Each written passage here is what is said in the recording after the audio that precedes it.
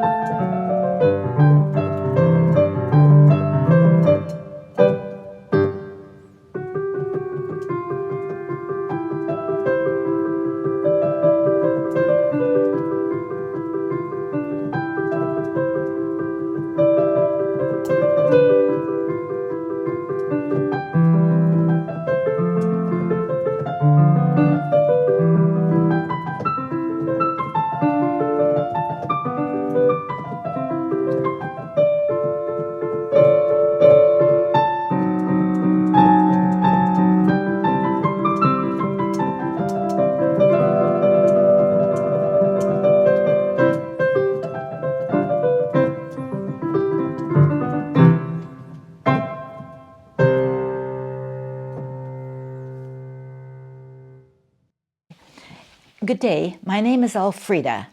I am the daughter of Ukrainian refugees.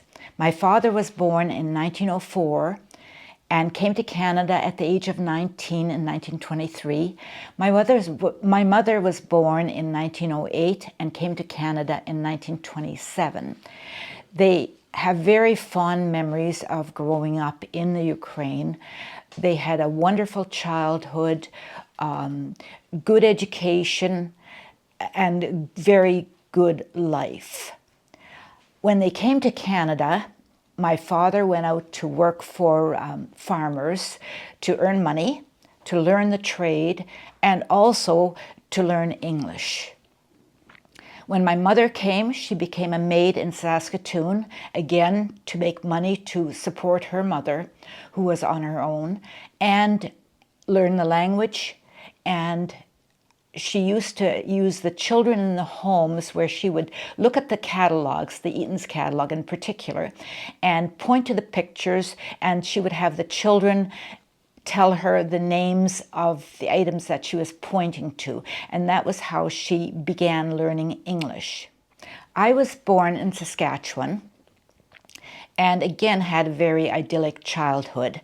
My father loved playing the pump organ that we had in our home. My mother would sew on the sewing machine. They were completely self-sufficient. With the farm, they ground their wheat, they made their ropes, they grew their vegetables. We had our farm animals, and even though we went to school in a very, very small school, we still had a very good childhood there. We moved to Ontario when I was 10 years old, and my parents moved so that we could have a better education. In Ontario did provide us with that opportunity, and my brothers all went to university, and we have all done very well in our life. My father began painting in his retirement at the age of 67 and painted many, many pictures of his remembrances of the Ukraine. His pictures are in the Museum of Civilization in Ottawa, in the Steinbeck Museum in Manitoba, Conrad Grebel College in Ontario, and of course we have many in our homes. His pictures have been used in many places, and after their 100th year anniversary of coming to Canada, they put out a calendar that I love. It's From Revolution to Hope, and my parents always lived with the thought of hope, and that's what pulled them through their many years. For me, in retirement, I began quilting, and have really enjoyed making many quilts. This linen cloth was made by my mother in about 1930. It's a pulled thread linen cloth. It was used all the times. I remember it sitting on the sewing machine. When I got it after her death, it was in a small envelope, and when I looked at it, it was completely torn all the way around from the years of usage. You can see here that the fabric is very old, and it has a number of holes in it. So I positioned it over a linen cloth and made this wall hanging from it. Hello, my name is Annette. I am the daughter of Elfrieda and the granddaughter of Sarah. I wrote the story I Am Hope, Reincarnated in 2020. It is the story about my grandmother's journey to Canada from the Ukraine, and of my family in Canada through the eyes of a quilt. I Am Hope. I was conceived by a young immigrant maid in 1930. Her name was Sarah. She spoke little English and lived in the servants' quarters of the home in which she toiled. Sarah didn't have extra money for luxuries, but in the old country, her family had many nice things. Until the war. The young maid did not like to think of the hardships and terror of those times. Fear, hunger, survival. Her father murdered, 3 sisters dead.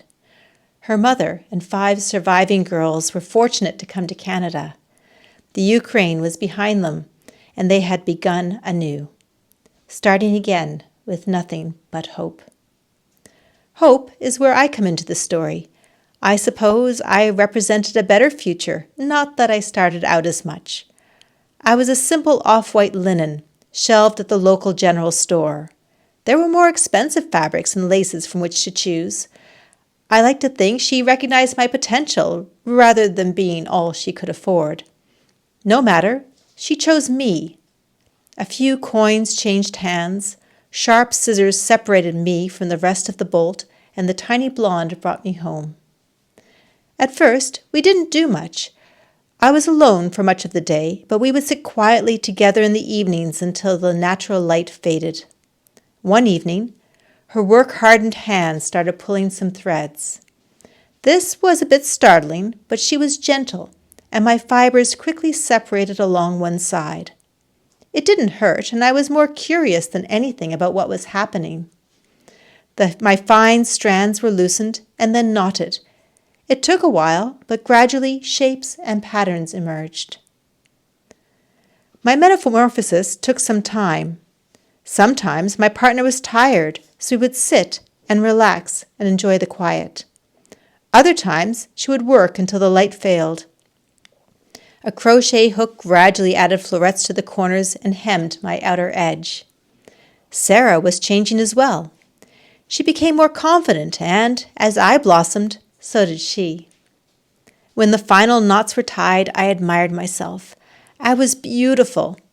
Intricate knotted strands followed my edges, as glamorous as the finest lace. I was elegant, and when Sarah looked at me, she did so with pride. I enjoyed a place of honor in that plain room, the only spot of glamour in the place. I was quite shocked when one day I was carefully folded and shut up in a box with a few other items, none of which could hold a candle to me. Without benefit of day and night, it was impossible to know how long I was trapped. When finally the box was opened, all had changed. I learned Sarah and I had moved to Sunningdale, an insignificant unlabeled speck on the Saskatchewan map. We now lived in a log cabin in the woods, a jump in status from the maid's room. I was placed in a position of prominence, covering the treadle sewing machine table in the main room. Sarah had married Henry, a reluctant farmer who had been an academic in the old country. They were a good pair, and I was quite proud of my maker. She was strong despite her tiny frame and worked hard on their small farm. I was still by far the grandest occupant of the home, but I now had new companions. My best friend was the clock, a wedding present who had made the trip from the old country with her family and who now sang to me. As children arrived every other year, our small cabin bustled with activity. From my lofty vantage point, I watched proudly as my family grew. I should have seen it coming, but had grown complacent in routine. I knew Henry and Sarah had been intensely planning, their heads together at the dining room table, but I had been busy in discourse with the clock and had not paid close attention. Sarah knew that for the children to have more opportunities, we all needed to move. I was excited. This time, I didn't mind being shut into the box. I had watched items disappear from the home for weeks, sold or given away. I wasn't concerned. I knew Sarah would not leave me behind, but there was still some relief when I watched my friend, the clock, get carefully packed for travel. I had not been so confident about him. When finally freed, I was in a farmhouse in Leamington, Ontario. I reclaimed my position in the center of the house, beautifying the sewing machine table in the dining room. The clock also survived the move, and he again sang to me every 15 minutes with a full serenade on the hour. The 6 children grew, and one by one they left, coming home for holidays and visits. Sarah's hair went from yellow to white, and I went from white to yellowed. We both grew wrinkled and thinner, and my skin started to break. Some holes developed, and my beautiful crocheted flowers tore. One day, my friend, the clock, stopped singing to me. I missed his voice. I napped for long stretches, as Sarah seldom used her sewing machine anymore. Infrequently, the house would explode with activity as the children, grown now, returned with spouses and their children. I paid little attention. As I faded, I lost track of the next generation. I awoke from one of my prolonged slumbers to a swell of activity. My friends are removed from their comfortable stations and disappear.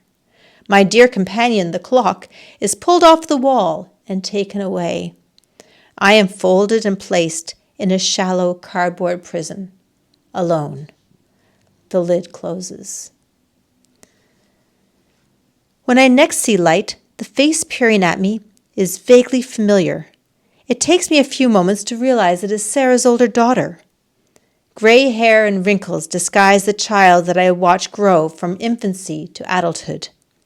We sat and got to know each other again. She admired my carefully knotted edges and examined the injuries I'd accumulated. Together, we contemplate my tattered beauty and remind each other of younger times. I start to feel like hope again. Eventually, we came to an agreement, and I was smoothed into my former shape. My fragile skin was grafted onto a healthy linen for support.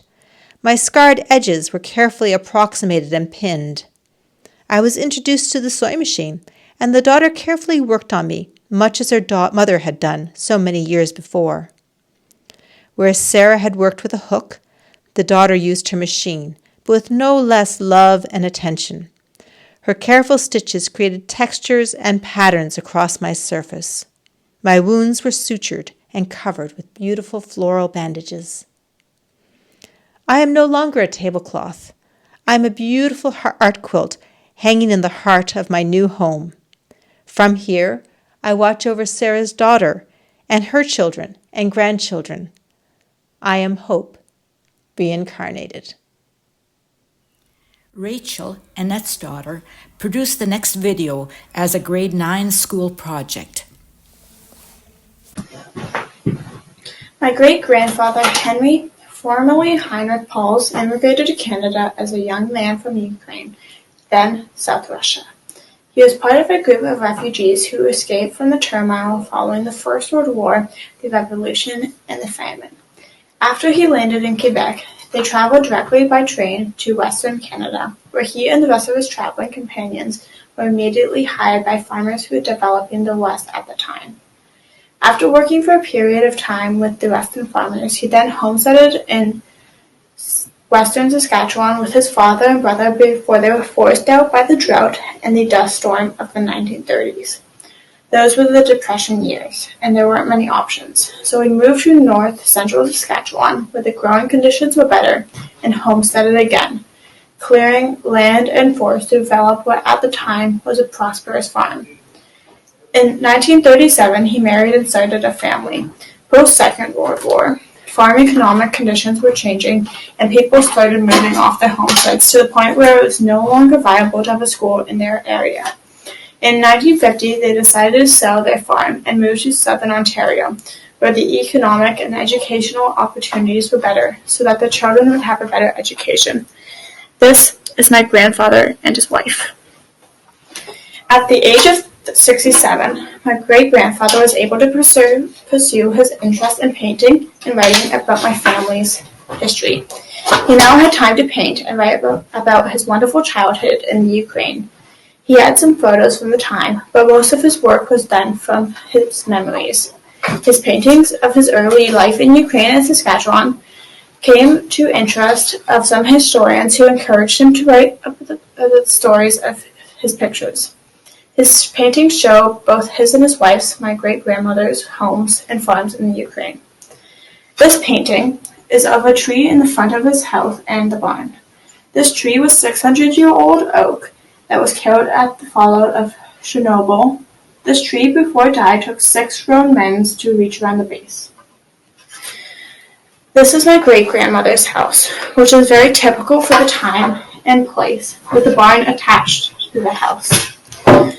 This drawing is based off the memory of the rooms in his home. The clock was made in the 1600s and brought to Canada by the family. The pump organ and the painting above it was what my grandfather both played and drew as a young man. In the kitchen, the chimney heated the entire house, and the curtains around the 4-posted bed kept the heat inside at night.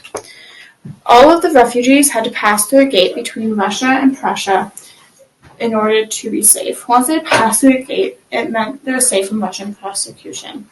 All of the refugees on the train cheered and sang the hymn, "Now Thank We All Our God."